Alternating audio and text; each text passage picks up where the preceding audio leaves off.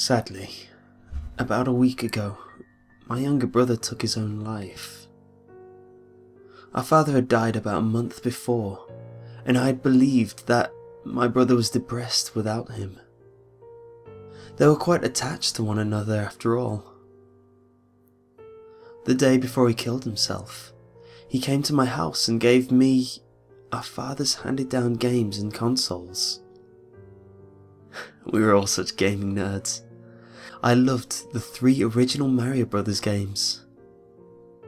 Unfortunately, I was unable to find the first one in the giant stack of NES cartridges.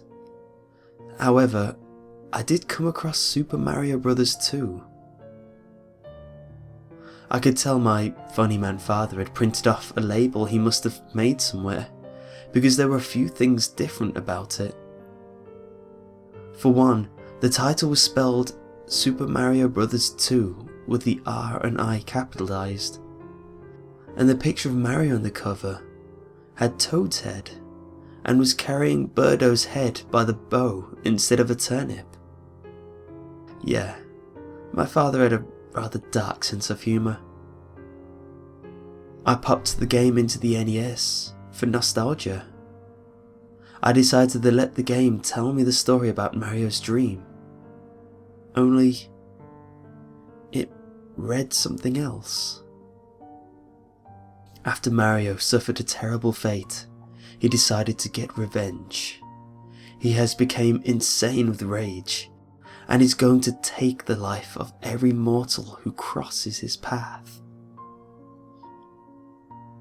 That was rather disturbing.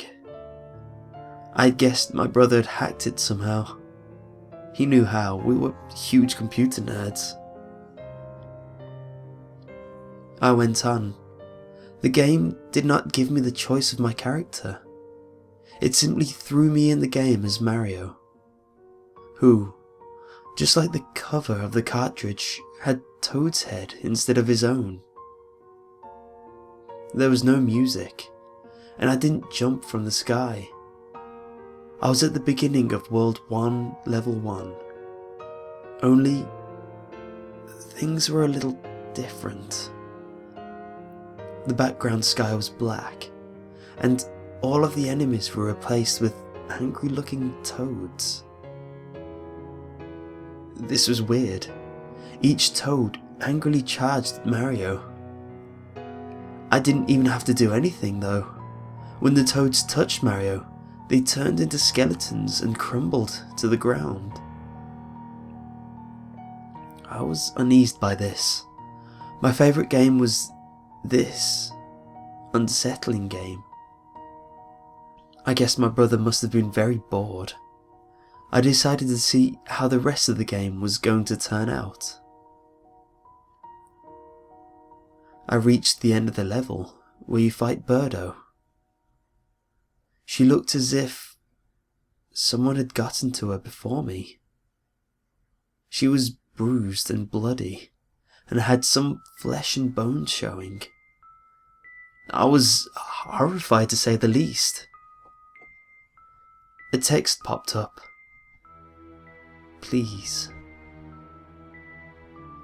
Mario stepped a little closer on his own. No, I don't. I'm not. He made another step. Why? Am I here? Another small step. I'm not who you think I... Mario pounced her. He began to ruthlessly beat her while she screamed. Realistically. Sounds that can't be made on an 8-bit console. Blood spewed and showered with each hit Mario made. The last time he hit her, which he charged up for, her head rolled off. Mario threw off his toad head and replaced it with Birdo's. Another text box appeared. But you're one of us. You've angered us. You will rue this, Mario. The sky turned red. I heard what sounded like distant crying of a woman in the background, accompanied by what sounded like multiple evil laughs, played backwards all at once.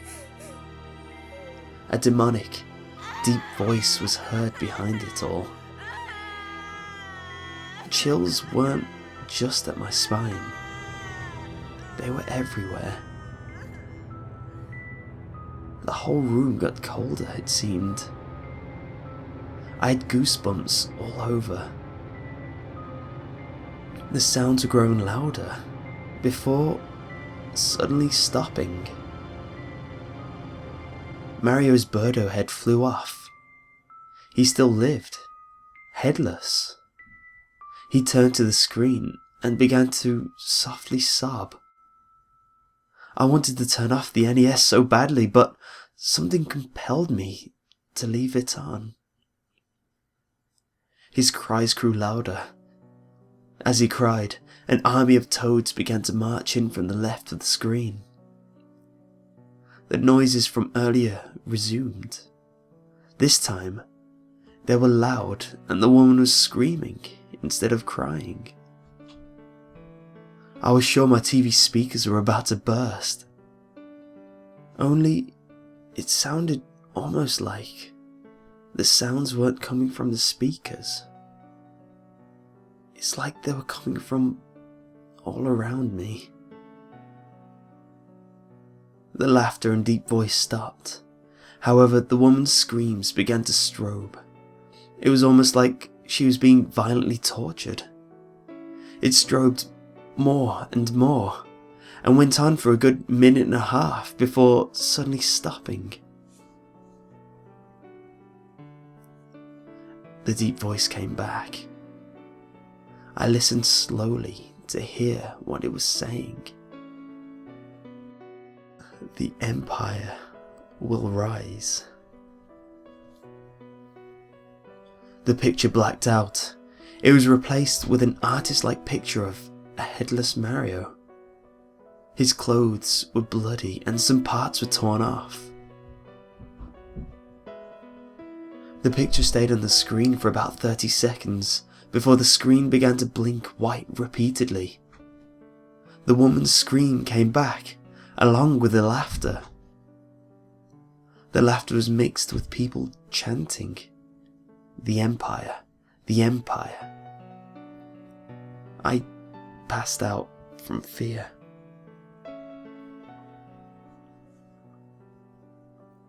Then I had a strange dream.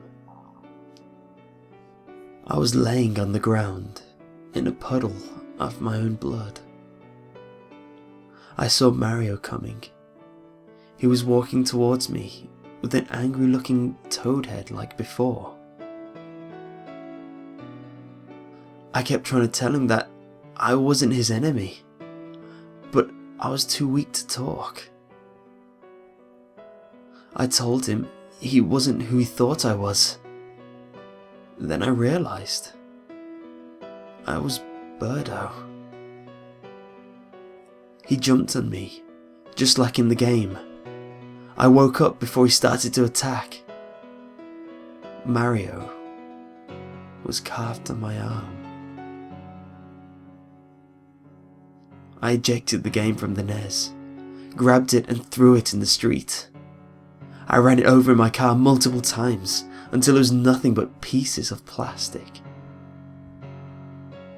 I now understand why my brother killed himself. Unless he didn't do it.